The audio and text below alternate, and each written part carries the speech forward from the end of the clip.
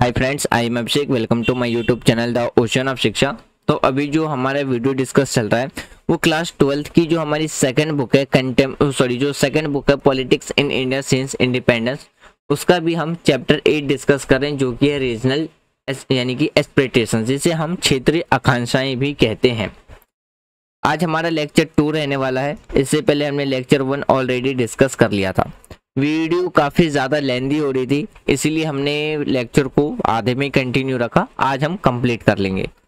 Last lecture में जो हमने डिस्कस किया था वो क्या क्या डिस्कस किया था। सबसे पहले हमने रीजनल एस्पिरेशंस के बारे में समझा था, फिर गवर्नमेंट का क्या व्यू था और क्या क्या चैलेंजेस निकल कर के आ रही थी वो डिस्कस किया था। फिर हमारे आज़ादी के बाद क्या सिचुएशंस थी उसके बारे में डिस्कस किया था।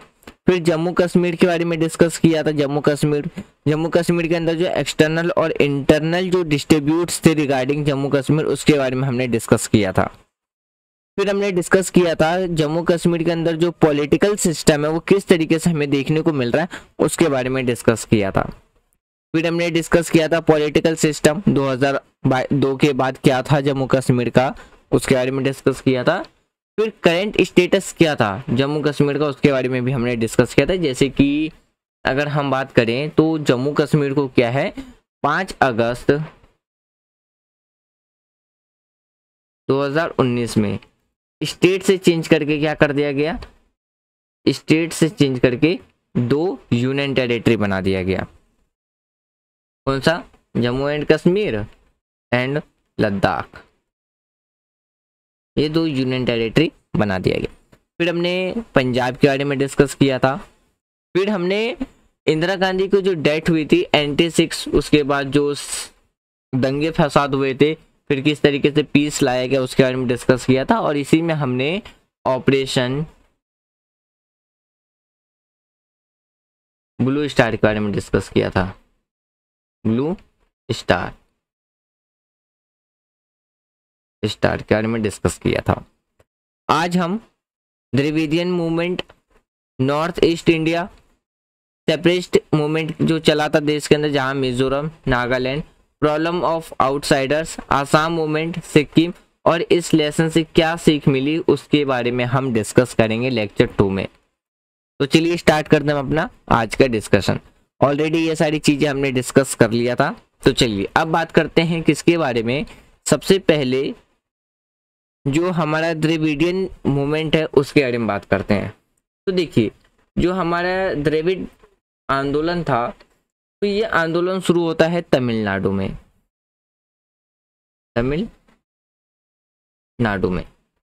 तो तमिलनाडु में जो समाज सुधारक थे, कौन? ई वी रामास्वामी के द्वारा क्या है स्टार्ट किया गया था। यानी कि रामास्वामी नारायण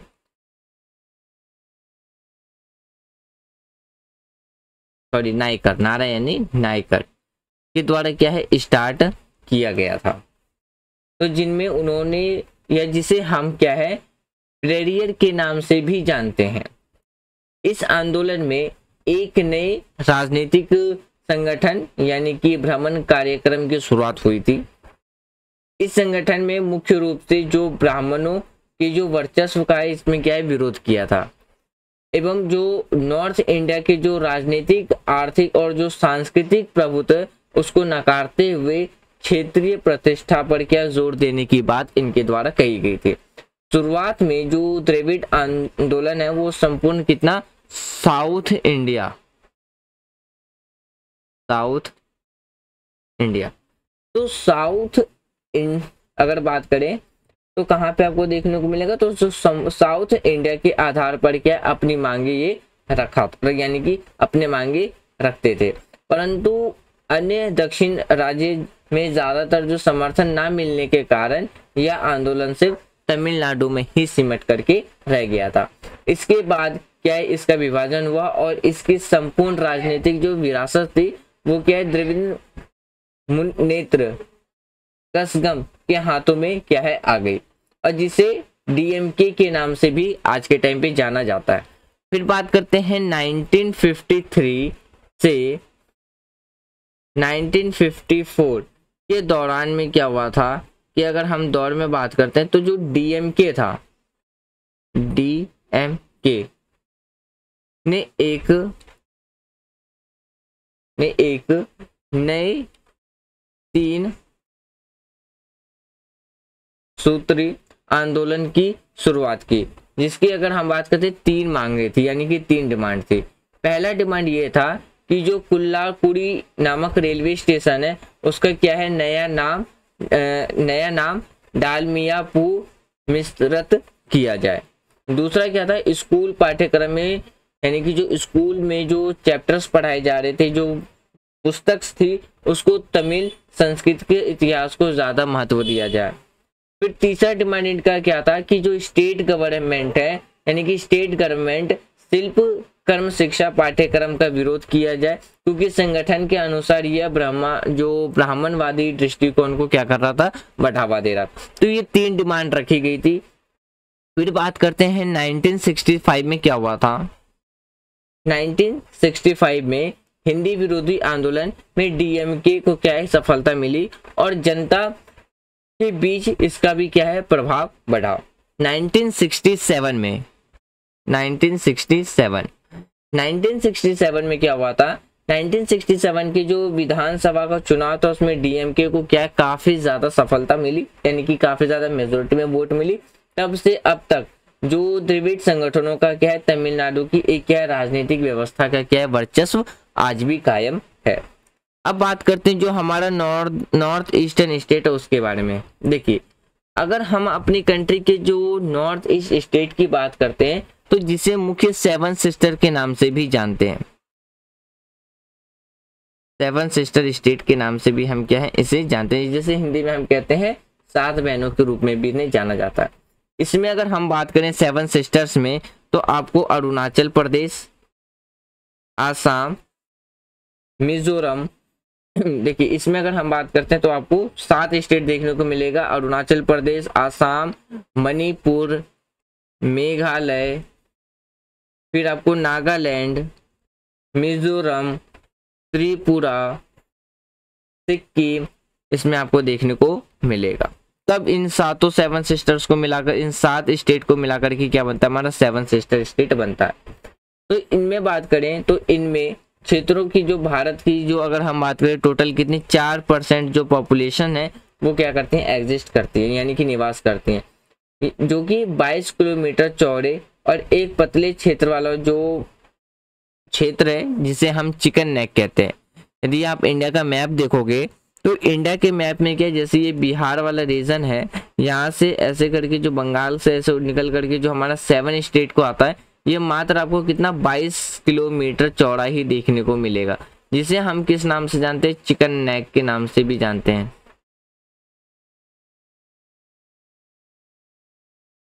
चिकन नेक के नाम से जानते हैं, यानी कि मुर्गी की गर्दन।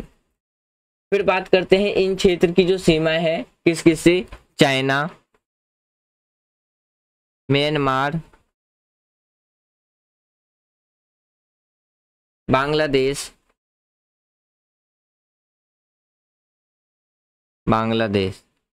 से क्या है, शेयर करती है। अब देखिए, अब बात करते हैं जो हमारे पूर्वोत्तर जो राज्य यानी कि जो हमारे ईस्टर्न स्टेट है, इसमें अगर हम बात करते हैं जो पूर्वोत्तर राज्यों का जो विकास है, देखिए आजादी के समय त्रिपुरा,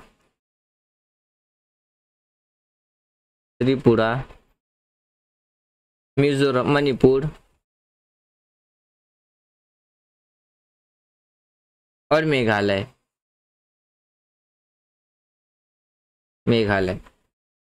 का क्या है, एक जो कड़ी पहाड़ी क्षेत्र वाला एक अलग अलग क्या है, रियासत थे। आजादी के बाद इन्हें भारत में क्या शामिल किया गया था। 1963 में आसाम से अलग होकर क्या है, नागालैंड नाम का एक नया स्टेट बना। नागालैंड नाम का क्या बना था, एक नया स्टेट बना। फिर बात करते हैं मणिपुर, त्रिपुरा और मेघालय। मणिपुर, त्रिपुरा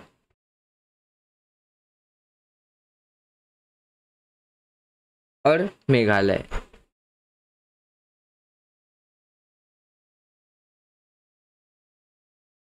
फिर बात करते हैं जो मणिपुर, त्रिपुरा और मेघालय 1972 में राज्य बने, जबकि जो मिजोरम और अरुणाचल प्रदेश है वो 1987 में बना, तो राज्य का दर्जा दिया। भारत अगर हम अपनी कंट्री की बात करते हैं तो जो मुख्य भाग से अलग हो जाने के कारण क्या है, क्षेत्र के विकास पर क्या खास ध्यान नहीं दिया गया।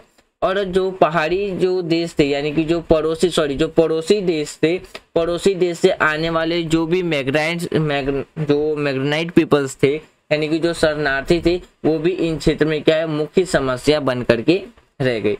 इन क्षेत्र में राजनीति में प्रमुख 3 मुद्दे काफी ज्यादा हावी थे। पहला था सेपरेशन की मांग यानी कि स्वायत्तता की मांग, दूसरा था अलगाववादी की आंदोलन और तीसरा था बाहरी लोगों का विरोध। फिर बात करते देखिए जो पहला निकल करके आता है इसमें, वो निकल करके आता है सेपरेटिस्ट मूवमेंट यानी कि स्वायत्तता की मांग।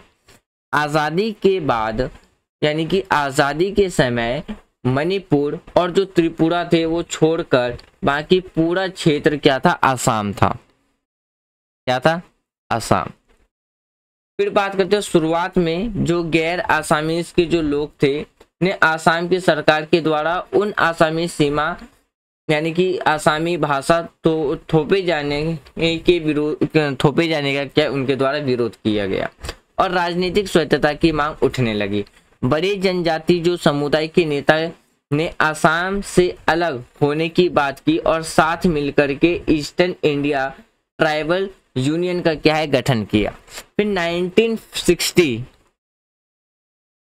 1960 में ये जो संगठन था विकसित होकर क्या है ऑल पार्टी हिल्स कॉन्फ्रेंस के नाम से बदल गया। इन नेताओं की जो मुख्य मांगी थी वो ये थी कि आसाम से अलग एक नई जनजाति बनाने की थी। फिर इनकी मांग को देखते हुए जो सेंट्रल गवर्नमेंट है तो सेंट्रल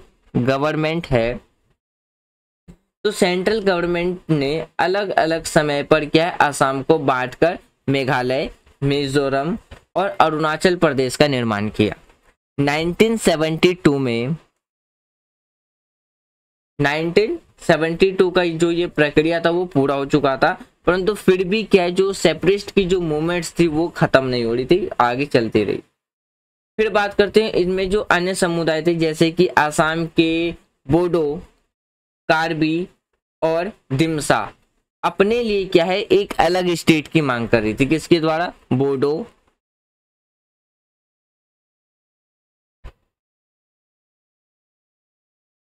कार्बी और दिमसा इनके द्वारा क्या है अलग अलग स्टेट की क्या है मांग की जाने लगी। फिर बात करते हैं इसके बाद परंतु राज्य को अलग अलग और छोटे छोटे भागों में बांटने जाने की संभावना इसमें नहीं थी। इसी वजह से सेंट्रल गवर्नमेंट ने कुछ अन्य प्रावधान का प्रयोग करके क्या है इनकी मांगों को संतुष्ट करने की कोशिश की। उदाहरण के लिए जो कार्बी और दिमसा समुदाय को जिला परिषद के अंतर्गत स्वायत्तता दे दी गई और जनजाति को स्वायत्तता परिषद का दर्जा दे दिया गया। फिर बात करते हैं अगला जो था इसके बारे में यानी कि जो अलगाववादी आंदोलन था जो हमारे ईस्टर्न स्टेट से 2 राज्य मिजोरम और नागालैंड में क्या अलगाववादी की जो मांगे थी वो लंबे समय तक थी। कहाँ पे, तो मिजोरम और नागालैंड में। सबसे पहले हम बात करते हैं किसके बारे में, मिजोरम के बारे में। तो देखिए आजादी के समय में मिजो पर्वतीय क्षेत्र को आसाम के भीतर एक क्या स्वायत्तता जिला बना दिया गया, परंतु मिजो लोगों का मानना यह था कि वह कभी ब्रिटिश इंडिया के भाग नहीं रहे, इसलिए भारतीय संघ से उनका कोई भी नाता नहीं है। ये मिजोरम की बात कर रहे हैं अभी। फिर 1959 में जो पर्वतीय इलाकों में भारी और असम की जो सरकार है इस आकार का प्रबंधन करने में समर्थ यानी कि असमर्थ रही। इस वजह से इस क्षेत्र में अलगाववादी आंदोलन को और बल मिला था। मिजो लोगों ने गुस्से में आकर के जो लाल डेंगा के नेतृत्व में मिजो नेशनल फ्रंट का क्या है गठन किया। मिजो नेशनल फ्रंट ने 1966 में आज़ादी की मांग को आगे बढ़ाते हुए सशस्त्र अभियान शुरू किया, यानी कि उनकी शुरुआत की। और इस तरह भारतीय सेना और विद्रोहियों के बीच में क्या लगभग 2 दशकों यानी कि 20 साल तक क्या है कॉन्फ्लिक्ट चलता रहा, संघर्ष चलता रहा। तो इस दौरान में जो ईस्टर्न पाकिस्तान था ने मिजो विद्रोहियों ने अपना क्या ठिकाना बना लिया। तो लगभग 2 दशक तक चल रहे जो संघर्ष के सामान्य जनता को क्या बड़े स्तर पर हानि उठानी पड़ी, जिस वजह से उनके मन में अलगाववाद की जो भावना और क्रोध समय के साथ साथ क्या है ढलता चला गया। फिर बात करते हैं समस्या के साथ साथ क्या अलगाववाद को बढ़ावा हुआ और देखकर भारतीय सरकार और जो बात करते हैं लाल डेंगा के ने बातचीत की शुरुआत की और राजीव गांधी के नेतृत्व में 1986 वो क्या है लाल डेंगा और राजीव गांधी के बीच में क्या है एक पीस एग्रीमेंट साइन हुआ। इस तरह से मिजोरम को पूर्ण राज्य का दर्जा मिल गया और इससे कुछ अधिक यानी कि और इन्हें कुछ विशेष जो राइट्स थे अधिकार थे वो दिए गए। मिजो नेशनल फ्रंट के सदस्य जो अलगाववादी राज्य छोड़ने के लिए राजी हो गए और वर्तमान में मिजोरम पूर्वोत्तर का क्या है एक सबसे शांतिपूर्ण वाला राज्य है। और साथ ही साथ उनके कला यानी कि कल्चर्स की बात करते हैं या साहित्य की बात करते हैं या डेवलपमेंट की दिशा में क्या है एक अच्छी प्रगति एक डेवलपमेंट हमें देखने को मिलता है। अब बात करते हैं नागालैंड के बारे में। तो देखिए 1951 में जो अगमी जापू फिजो के नेतृत्व में क्या है नागा लोगों ने क्या एक तबके ने खुद को क्या भारत से आजाद की यानी कि आजाद की घोषणा कर दी, भारत से सेपरेट होने की घोषणा कर दी। भारतीय सरकार ने फिजो से कई बार बातचीत करने की कोशिश की पर उन्होंने हर बार इस प्रस्ताव को ठुकरा दिया था। इस क्षेत्र में को एक लंबे दौर तक क्या है हिंसक विद्रोह इसको माना गया, यानी कि अगर हम बात करते ये जो एरिया था इस एरिया को एक लंबे दौर तक क्या है हिंसक विद्रोह का सामना करना पड़ा था, फेस करना पड़ा था।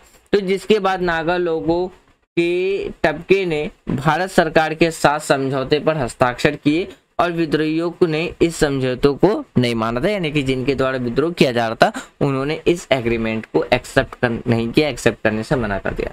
नागालैंड की समस्या का समाधान होना भी क्या है अभी बाकी है। अब बात करते हैं किसके बारे में, जो प्रॉब्लम्स हैं आउटसाइडर के। आउटसाइडर का मतलब है जो लोग माइग्रेट होकर के बांग्लादेश के जो लोग माइग्रेट होकर के हमारे देश में आ रहे थे, तो जिसकी वजह से क्या था कि जो हमारा नॉर्दर्न स्टेट है यानी कि जो ईस्टर्न स्टेट है के राज्यों में क्या है बाहर के लोग के आने की वजह से बहुत से प्रॉब्लम्स क्रिएट होना शुरू हो गए, बहुत से समस्याओं का सामना करना पड़ा वहाँ के लोगों को। तो जैसे कि बात करते उनका मानना ये था कि जो बाहर के जो लोग आ रहे हैं क्षेत्र में आकर जो उनकी जमीन पर क्या है जो उनका जमीन क्या हथियार है और उनकी संख्या ज्यादा होने की वजह से राजनीतिक और जो आर्थिक रूप से क्या है इनका प्रभाव काफी ज्यादा बढ़ता जा रहा है। फिर बात देखिए अगला फिर जो पॉइंट की बात करें जो ईस्टर्न स्टेट में जो राजनीति धीरे धीरे क्या है प्रवासियों का भी क्या है एक अहम मुद्दा बनता जा रहा है। फिर बात करते हैं आसाम के आंदोलन के बारे में। अगर हम आसाम के आंदोलन के बारे में बात करें, देखिए अगर हम आसाम मूवमेंट की बात करें तो आसाम मूवमेंट जो था इसका जो सबसे अच्छा उदाहरण माना जाता है तो 1975 से 85 तक 1985 यानी कि पूरे जो 10 साल है 10 साल में आसाम में बाहरी लोगों के विरुद्ध चला आंदोलन था। इस आंदोलन की शुरुआत इस वजह से हुई थी क्योंकि आसाम के लोगों का यह संदेश था कि बांग्लादेश से बहुत बड़ी संख्या में क्या है मुस्लिम आबादी आकर क्या है इनके क्षेत्र में रह रही है और इस वजह से अल्पसंख्यक होने का क्या है खतरा बढ़ता जा रहा है। तो साथ ही साथ आसाम में चाय के जो खेत थे यानी कि चाय के बागान, तेल एवं जो कोयला जैसे जो नेचुरल रिसोर्सेज है उसकी जो एबिलिटी है, उसमें आसाम के लोगों का मानना था कि इस संसाधनों को बाहर भेजा जा रहा है, जिससे आसाम के लोगों को क्या काफी ज्यादा नेगेटिव इम्पैक्ट पड़ रहा है। तो इन्हीं समस्या और मुद्दों को देखते हुए 1989 में यानी कि ऑल आसाम स्टूडेंट्स यूनियन यानी कि AASU की क्या है स्थापना की गई, ने विदेशियों के विरोध में क्या है एक आंदोलन चलाया।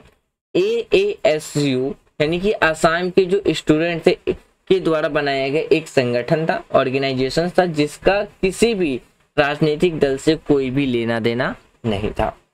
यह आंदोलन जो मुख्य रूप से क्या है विदेशी और जो प्रवासी बांग्लादेश थे एवं जो अदर्स लोग थे जो बढ़ते दबदबे एवं उनका जो नाम क्या है मतदान सूची में गलत तरीके से शामिल किया गया था, उनके विरोध में था।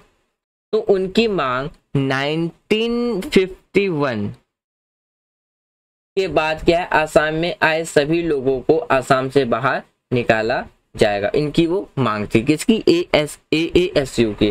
तो इस आंदोलन को आसाम के लोग यानी कि आसाम के लगभग सभी लोगों ने क्या समर्थन किया था। तो इस आंदोलन में कई हिंसक घटनाएं भी हुई, जिसमें प्रॉपर्टीज की, फिर वेल्थ की और जो जान थी यानी कि जो लाइफ थी, उन दोनों पे क्या काफी ज्यादा एक नेगेटिव नुकसान हुआ था।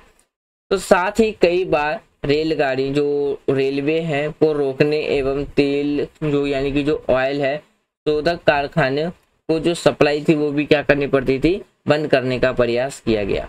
लगभग 6 साल तक यह आंदोलन क्या चलता रहा और इसके पश्चात राजीव गांधी ने आसू के नेताओं के साथ बातचीत की और एक समझौता पे साइन किया, एक एग्रीमेंट पे साइन किया। इस एग्रीमेंट में ये निर्धारित किया गया था कि 1971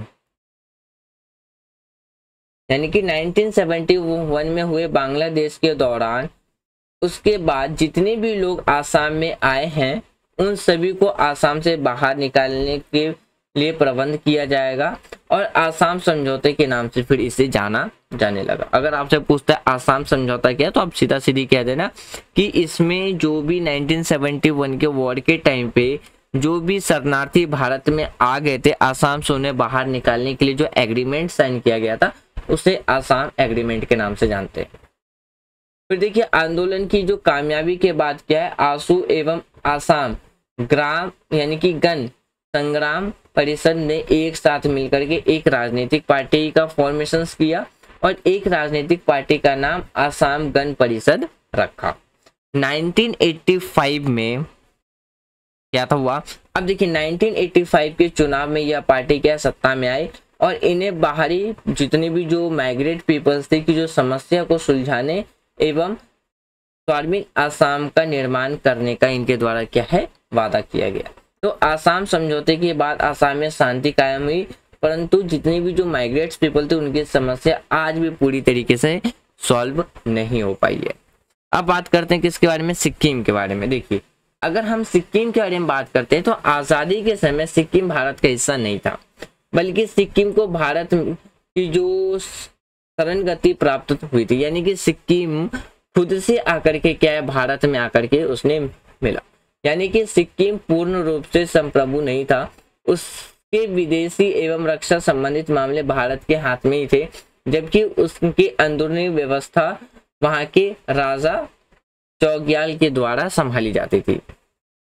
तो किंग के राजा का नाम भी अगर एमसीक्यू में पूछ सकते तो आप लिख सकते हो चौग्याल। चौग्याल तो वहां की जो किंग थी चौग्याल के द्वारा क्या है संभाली जाती थी, परंतु यह व्यवस्था लंबे समय तक नहीं चल सकी क्योंकि सिक्किम में ज्यादातर जो लोग थे वो नेपाली मूल के थे और उनके मन में यह बात बैठ गई थी कि राजा चौग्याल उन पर क्या एक छोटे से समुदाय लेप्चा भूटिया का शासन थोपा जा रहा है। तो इस इस वजह से लोगों ने भारतीय सरकार से मदद मांगी और भारतीय सरकार का समर्थन हासिल किया। सन 1974 में सिक्किम विधानसभा का चुनाव हुआ और इसमें सिक्किम कांग्रेस को बहुमत मिली थी। शुरुआत में सिक्किम ने भारत का यह प्रांत बनने की कोशिश की और इसके बाद 1975 में सिक्किम को विधानसभा में एक प्रस्ताव पारित किया गया, जिसके अंतर्गत सिक्किम को भारत का एक क्या मान लिया गया, यानी कि पूर्ण ईस्ट यानी कि पूरी तरीके से कंप्लीटली तौर पे क्या है, सिक्किम को भारत का स्टेट यानी कि भारत का स्टेट के रूप में एक्सेप्ट कर लिया गया। इस प्रस्ताव के तुरंत बाद ही क्या है, सिक्किम जनमत संग्रह कराया गया और फैसला भारत में विलय के पक्ष में आया। यानी कि जब वोटिंग की गई कि सिक्किम को भारत में मर्ज किया जाए या नहीं किया जाए, तो सिक्किम के लोगों के द्वारा ज्यादा फेवर में सपोर्ट किया गया था कि सिक्किम को क्या करे, भारत से मिल जाना चाहिए, यानी कि सिक्किम भारत से मिल जाए। तो इस तरीके से 22nd जो स्टेट बना था भारत का, वो कौन बना था, सिक्किम बना था। अब देखिए, अब बात करते हैं इस चैप्टर से हमें क्या सीख मिलती है। तो पहला सीख हमें यही मिला कि जो रीजनल एस्पिरेशंस है, यानी कि जो क्षेत्रीय आकांक्षाएं लोकतांत्रिक व्यवस्था का एक क्या है, महत्वपूर्ण अंग है, यानी कि एक इम्पोर्टेंट पार्ट है। यानी कि इनके द्वारा सरकार को सामान्य लोगों की मांगे और समस्या के बारे में पता चलता है और जिसका समाधान होने के पश्चात क्या है, लोगों का लोकतांत्रिक व्यवस्था में क्या विश्वास और भी ज्यादा बढ़ जाता है। फिर बात करते हैं दूसरा सबक हमें क्या मिलता है। दूसरा सबक ये मिला कि जो भी हमारा रीजनल एस्पिरेशंस था, क्षेत्रीय आकांक्षाएं थे, का विरोध करने की बजाय लोकतांत्रिक रूप से बातचीत किया जाना उनके समाधान का एक बेहतर तरीका होता है। तीसरा सबक हमें ये मिला कि देश की सत्ता के सामान्य लोगों की जो साझेदारी था, उसके महत्व के बारे में पता चला। थर्ड सबक हमें ये मिला। फोर्थ सबक हमें ये मिलता है कि देश के सभी क्षेत्र का आर्थिक रूप से सामान्य विकास आज के टाइम पे भी क्या है, काफी ज्यादा इम्पोर्टेंट है। तो फ्रेंड्स, ये था हमारा आज का डिस्कशन, जिसमें हमने चैप्टर 8 कंप्लीट कर लिया है। अब हम चैप्टर 9 कंप्लीट करेंगे, जो कि होगा हमारा जो चैप्टर 9 होगा वो क्या होगा, इंडियन पॉलिटिक्स न्यू फॉर्म, यानी कि भारतीय राजनीति में नए बदलाव, उसके बारे में हम डिस्कस करेंगे। इसके बाद हमारा जो चैप्टर 9 कंप्लीट जब हो जाएगा, तो हमारा 6th क्लास से लेकर के क्लास 12th की जो पूरी बुक है पॉलिटिकल साइंस की, वो कंप्लीट हो जाएगी, पॉलिटिकल साइंस की। यानी कि अब क्लास 12th की बस एक चैप्टर बाकी रह गई है, बाकी क्लास 6 से लेकर के क्लास 12th की जो फर्स्ट बुक है वो तो कंप्लीट है, उसकी वीडियो भी आपको प्लेलिस्ट में मिल जाएगी। इसके बाद हम अब इकोनॉमिक्स स्टार्ट करेंगे, जो कि क्लास 9 से स्टार्ट होगी और क्लास 12 तक हम क्या करेंगे, इसमें डिस्कस करेंगे। आज की वीडियो कंप्लीट करने से पहले एक छोटी सी इन्फॉर्मेशन दे दूं, यदि आपको ये सारे नोट्स PDF के फॉर्म में चाहिए तो टेलीग्राम चैनल है, आप टेलीग्राम चैनल ज्वाइन कर सकते हो, फ्री ऑफ कॉस्ट है, द ओशन ऑफ शिक्षा करके। यदि आप टेलीग्राम चैनल नहीं चलाते हो तो आप व्हाट्सएप ग्रुप है, व्हाट्सएप चैनल है, तो आप उसको भी क्या कर सकते हो, ज्वाइन कर सकते हो। तो thanks for watching video, take care, जय हिंद।